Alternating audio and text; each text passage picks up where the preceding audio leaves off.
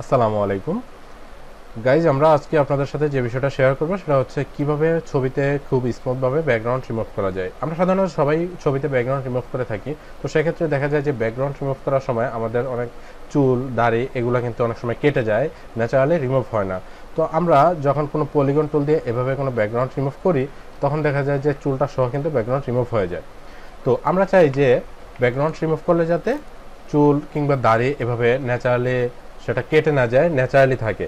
তো এটা করার জন্য আমরা একটা সিম্পল উপায় ইউজ করব, সেটা হচ্ছে কিবোর্ড থেকে আপনারা just control alt x button click করবেন। তো control alt x button click করার সাথে সাথে আপনাদের সামনে নতুন একটা উইন্ডো ওপেন হয়ে যাবে। তো উইন্ডো থেকে এখানে কিন্তু অলরেডি একটা মার্ক টুল সিলেকশন করা আছে। তো যদি করা না থাকে তাহলে এখান থেকে মার্ক টুলটা সিলেক্ট করে নিতে হবে। যেমন এই টুলটা পাবেন, এই টুলটা এখান থেকে সিলেক্ট করে নেবেন। তো সিলেক্ট করার পরে আপনি এখান থেকে ছবিটা যেখান থেকে শুরু করে আপনি রিমুভ করতে চাচ্ছেন ঠিক এক কোণা থেকে এভাবে করে খুব সুন্দরভাবে সিলেকশন করে দিবেন। আচ্ছা, আমি এখন সিলেকশন করে দিচ্ছি এখান থেকে। তো চুলটা যতটুকু দেখা যায় আপনি চুলটা জাস্ট এখান থেকে খুব সুন্দরভাবে সিলেক্ট করে দিবেন। যতটুকু চুল আছে ততটুকু এখান থেকে আপনাকে সিলেক্ট করে নিতে হবে। কিবোর্ড থেকে থার্ড ব্র্যাকেট ক্লিক করে করে আপনি এটাকে কিন্তু একটু বড় করে নিতে পারবেন। আচ্ছা, এখান থেকে পুরোটা চুল এভাবে আপনি জাস্ট সিলেকশন করে নেবেন।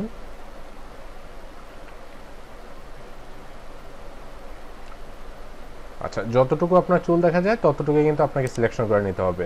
সিলেকশন করে নেওয়ার পরে আপনাকে আরেকটা টুল সিলেকশন করতে হবে। এখান থেকে যে ফিল টুলটা দেখছেন সে ফিল টুলটা কিন্তু আপনাকে সিলেকশন করতে হবে। সে ফিল টুলটা সিলেকশন করার পরে জাস্ট আমি ছবিটা কতটুকু রাখতে চাই ততটুকু সিলেকশন করে নিলাম। এখন জাস্ট সেটার উপরে ফিল টুলটা দিয়ে সিলেক্ট করব। সিলেক্ট করলে কিন্তু আপনার ফিল টুলটা পুরোটা সিলেক্ট হয়ে গেছে। সিলেক্ট হওয়ার পরে এখান থেকে ওকে বাটন ক্লিক করব। ওকে বাটন ক্লিক করার পরে পুরো ব্যাকগ্রাউন্ডটা কিন্তু আমাদের রিমুভ হয়ে যাবে।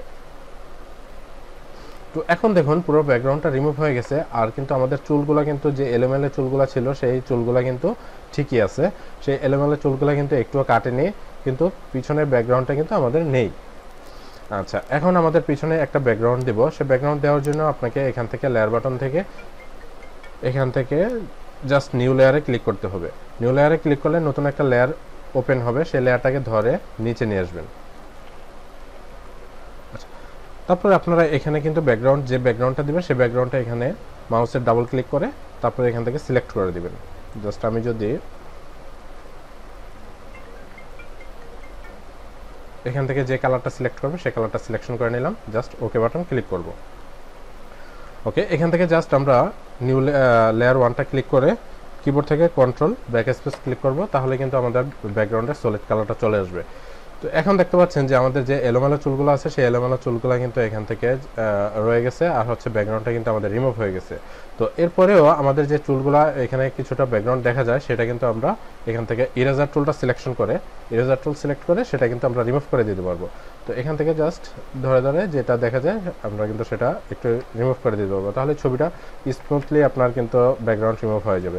তো এভাবে করে আপনারা ছবির যে কোনো ব্যাকগ্রাউন্ড রিমুভ করতে পারবেন।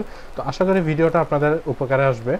তো যদিও একটু উপকার করতে পারি তাহলে অবশ্যই আমাদের ভিডিওতে একটা লাইক দিবেন আর কমেন্টস করে জানাবেন কেমন হলো। আর যদি কোথাও কোনো প্রবলেম হয় তাহলে অবশ্যই জানাবেন, সেটা পরবর্তী ভিডিওতে সলভ করার চেষ্টা করব।